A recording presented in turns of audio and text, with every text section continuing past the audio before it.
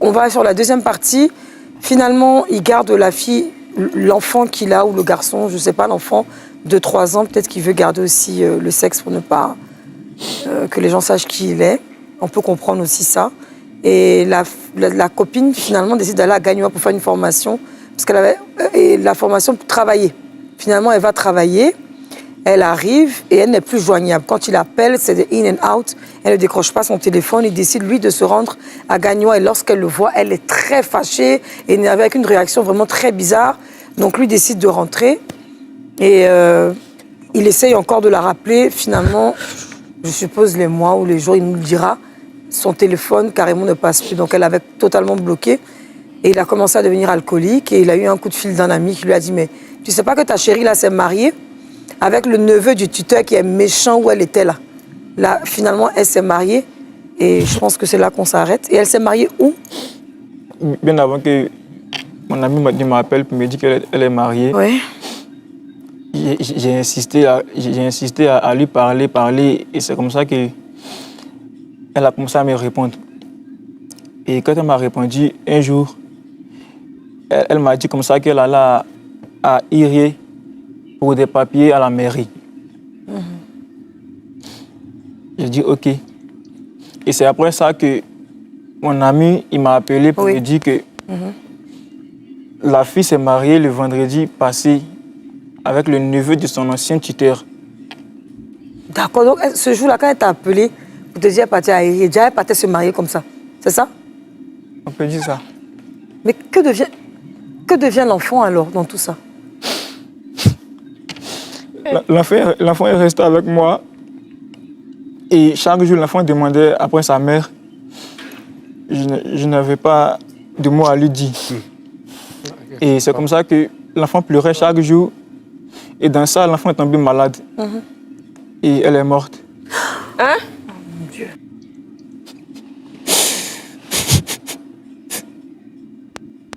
Monsieur Julien, je suis vraiment désolée pour ce qu'il vous arrive, ce qui vous est arrivé. C'est une situation assez douloureuse, le décès d'un enfant.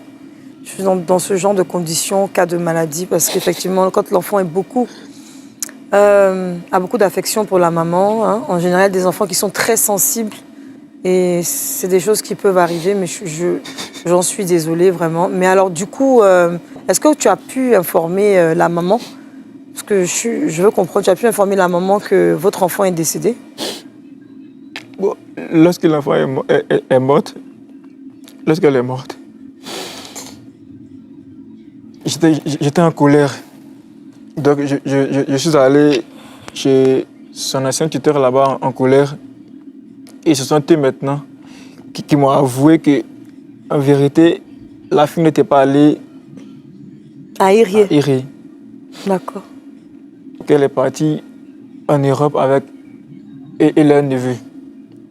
Que ce dernier avait trouvé du travail pour elle, un travail de caissière. Et elle est partie avec lui pour se marier. C'est l'enfant avec moi, l'enfant est mort. Non, tu as enterré ton J'ai enterré mon enfant seul. Oh là là.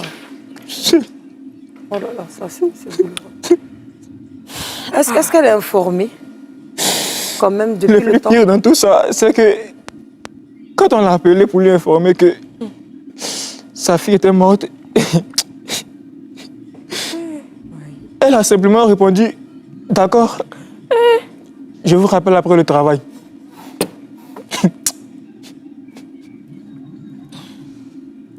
Quelle galère. Donc au final, bon, je pense qu'on ne va pas vous demander plus. Situation très difficile, beaucoup d'émotions, très touchée par ce qui arrive. Une mère carrément insensible qui ne pense qu'à sa réussite. J'aimerais te demander, est-ce qu'aujourd'hui tu as pu au moins te reconstruire depuis lors? Ou bien ça date, est-ce qu'il y a longtemps? Je n'ai plus eu le courage de pouvoir aimer encore une fille.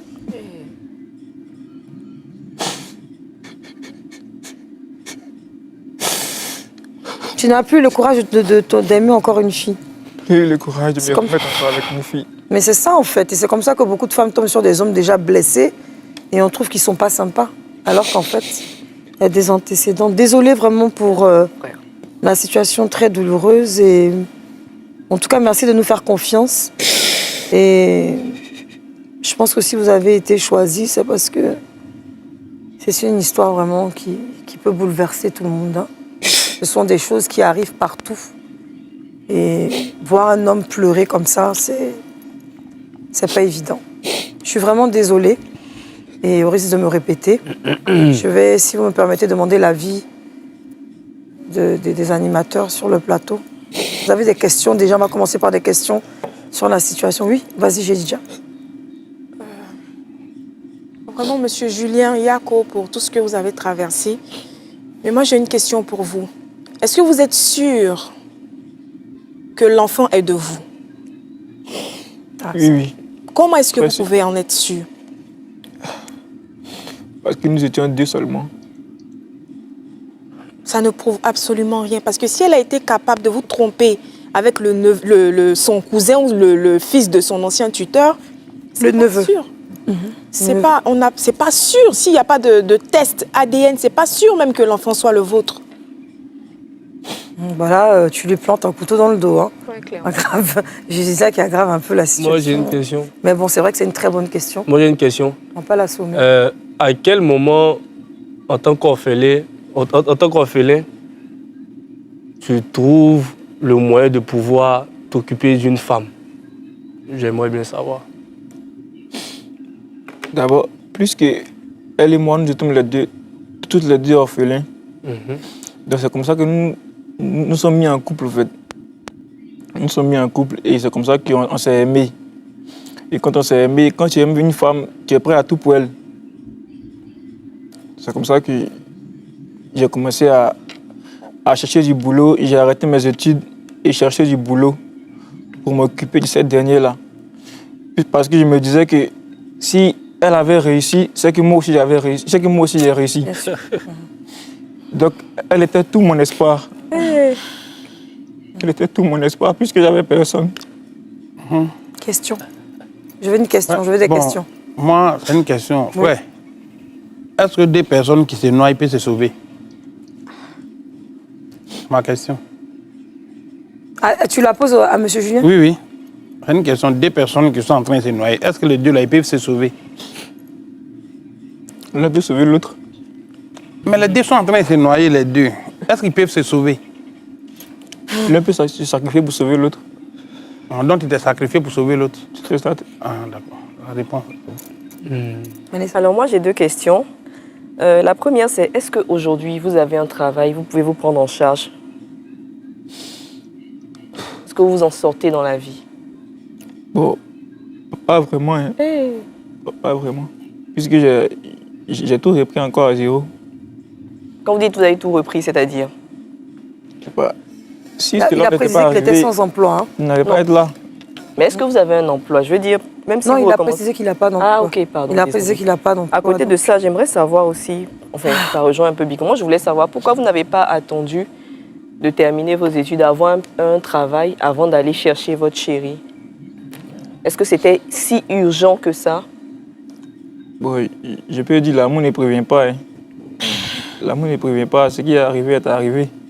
Puisque nous étions dans la même école, elle était en 3e et moi j'étais en première. Et c'est comme ça qu'on s'est aimés. Bon, vous avez... Allez-y, terminez. Non, posez votre question. Vous avez dit que son tuteur était négligent. Quand vous dites négligent, là, qu'est-ce qu'il lui... Est-ce qu'il la battait? Est-ce qu'elle était dans une situation d'urgence où il fallait aller la sauver rapidement? Pas qu'il la battait, mais je peux dire que malgré qu'elle était avec le tuteur, mais je peux dire qu'elle était livrée à elle-même au fait. C'est comme si lui, c'était que le logement. Mais moi, j'aimerais vous demander, est-ce que c'était pas cette dernière-là? Moi, je vais l'appeler X. Est-ce que c'est pas cette dernière X? Mais il l'appelait Adjoa. Est-ce que c'est pas Adjoa même qui racontait n'importe quoi? Peut-être que le monsieur n'était pas finalement méchant, puisqu'elle était orpheline. Il a accepté chez lui. Il payait déjà ses études. Bon, je ne sais pas si elle avait la bourse, je suppose que non. Il payait ses études, elle faisait tout. Il la nourrissait, il la logeait.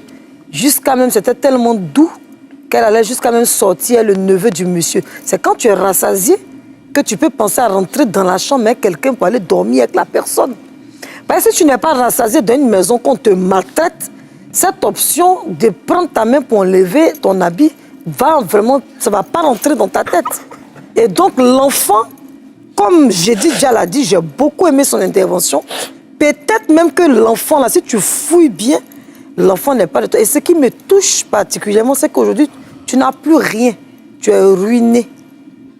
Parce que cette dernière a abusé de toi. Elle a abusé de ta gentillesse. Parce que je suppose combien de fois ça doit être difficile de travailler dans une usine. Parce que travailler à la chaîne, ce n'est pas du tout évident. Surtout même des fois les heures, vous êtes dedans. Portable même, tu sais éteint, tu es dedans. Et puis elle, pendant ce temps, elle faisait son yé-vivé. Elle a eu le temps de se former. Moi, j'aimerais lui dire, si elle nous suit, peu importe l'endroit où vous êtes, vous allez forcément vous reconnaître. Hein, quand on sait qui on est, vous avez été d'une méchanceté atroce.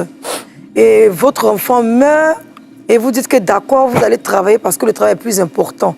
Vraiment, je ne dirais pas une mère indigne parce que je suis une femme. Je ne vais pas porter des paroles sur une autre femme, mais c'est ce qui fait honte justement à la gente féminine, ce genre de femmes qui n'ont pas le cœur.